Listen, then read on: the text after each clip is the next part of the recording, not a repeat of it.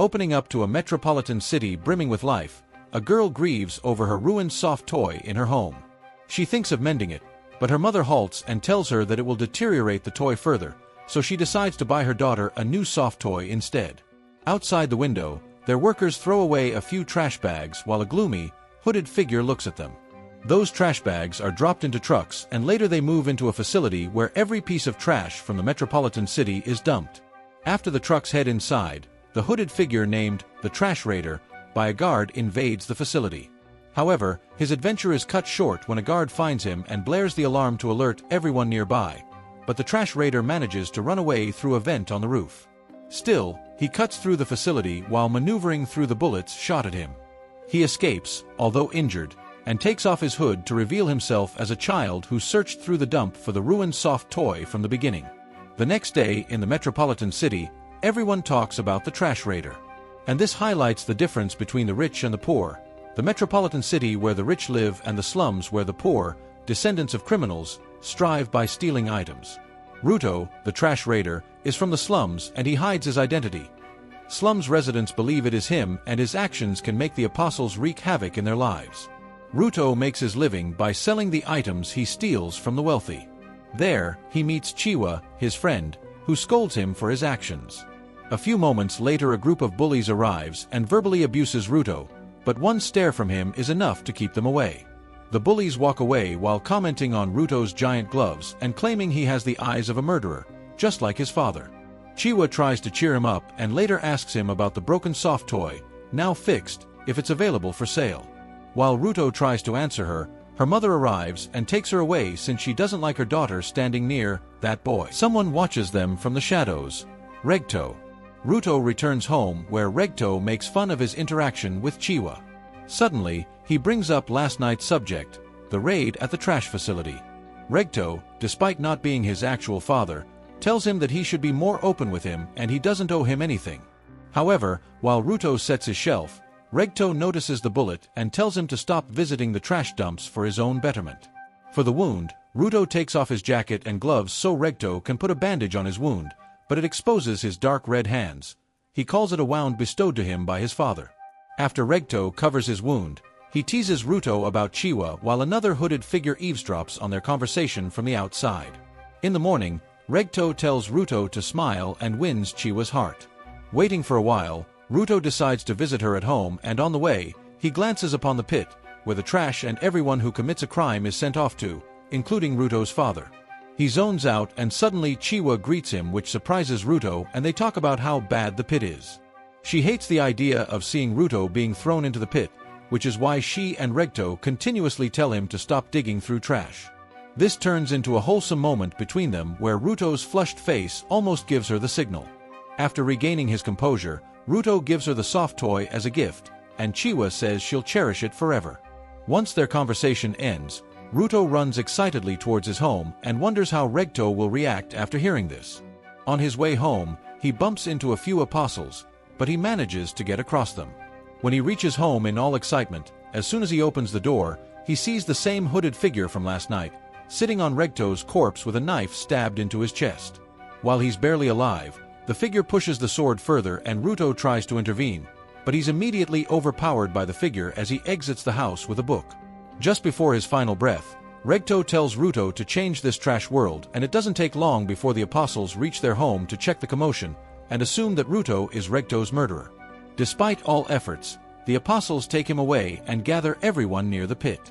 Ruto is chained over the pit, and everyone from the slums chants for him to be dropped into the pit for his crimes. They don't know he's innocent. Before he's dropped, he thinks that despite having ears and eyes, the slums tribe folks are blind and follow the apostles' orders. Chiwa is present in the crowd, holding his soft toy, showing disdain for his initial feelings and how he became a murderer just like his father. When the apostles release the chains, Ruto finds the hooded figure, the real murderer in the crowd, but before he can react, he's dropped into the pit. He promises to take revenge on the people who wronged him without evidence. Moments later, he wakes up to find himself in a vast area full of trash, and while he remembers what happened, a giant trash monster soars through the pit, and now Ruto has to face it. In his thoughts, Ruto remembers being with Regto and watching someone being dropped into the pit. Even back then, Ruto found it weird how everyone is so affixed to drop criminals, murderers, and alike into the pit. But do they ever wonder what happens to them? Back in the pit, Ruto runs for his life as numerous trash monsters emerge from the junk, but it doesn't take long before they surround him from every corner. He's rolled around the vicinity and realizes no one deserves to be thrown into a place like this. Suddenly, the ground crumbles and he falls further into the pit. He wonders if there even is a safe haven in this accursed place, until he vomits blood and notices the monsters closing in. He feels hopeless. Contemplating on his life, Regto's dead body flashes in his mind and he decides to continue moving forward. Ruto finds a pipe before him and as he picks it up, he promises to avenge Regto, take down the hooded figure to prove his innocence and tell everyone from the slums and metropolitan city that all lives are equal. He picks up the pipe and slams one of the monsters away and promises himself that he will live long enough to see the downfall of the apostles and track down the hooded figure. While Ruto fights the trash monsters, someone from far away keeps an eye on him using binoculars and wonders if he is him. Ruto continues fighting, jumping across the pit and using anything and everything to his advantage to take down the monsters. However, he vomits blood again when he's exhausted, but this makes his eyes shine red and sparks emit from his gloves. Before he knows it, two monsters jump on him for a devastating attack, but this sudden power-up allows him to use a scrap metal piece to his advantage to cut their limbs off and ultimately put them to an eternal rest. Completely exhausted, Ruto falls to his knees without realizing a giant trash monster approaches him from behind. As soon as he notices its presence, he makes a run for it. Unfortunately, the monster slams the ground and its shockwave pushes Ruto away. When he looks up, he finds a masked figure with an umbrella above him. The masked figure immediately kicks him away, which makes Ruto vomit more blood. In a turn of events, the masked figure provides him with a mask so he can breathe freely in the bad environment. Ruto barrages him with questions and the masked figure snaps since his loud voice alerts the monsters nearby. Just before the monsters try to attack them, the masked figure transforms his umbrella into a weapon to demonstrate his powers, wiping out an entire enemy of the trash monsters in a matter of seconds. A giant trash monster appears, but the masked figure immediately diverts its projectiles to launch a deadly attack on its head, destroying the monster immediately. After everything's clear, the masked figure reveals himself as Engine, a slender-shaped cleaner. Ruto remembers the time when he returned home to Regto after some bullies pushed him into the water because, Ruto believes, all objects will inhabit a soul if treated correctly or incorrectly. Their behavior will depend on the owner. He learned this from Regto. Regto calms and cleans him, explaining how his gloves will also inhabit a soul in the future. Now in the pit, Ruto wakes and starts nagging about how Engine has chained him. He wants to return to his home, the sphere, but according to Engine it's always on the move and for someone to return there is basically impossible.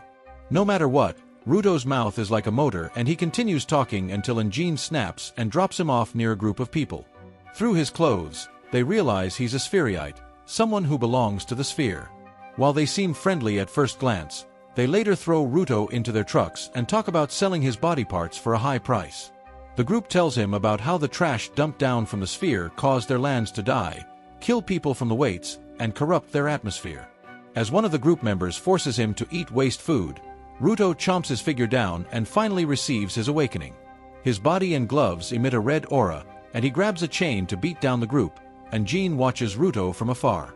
Anyone who can give life to an object is called a giver. Ruto is the sole giver in the pit who can use more than one object. His gloves and arms do the charm.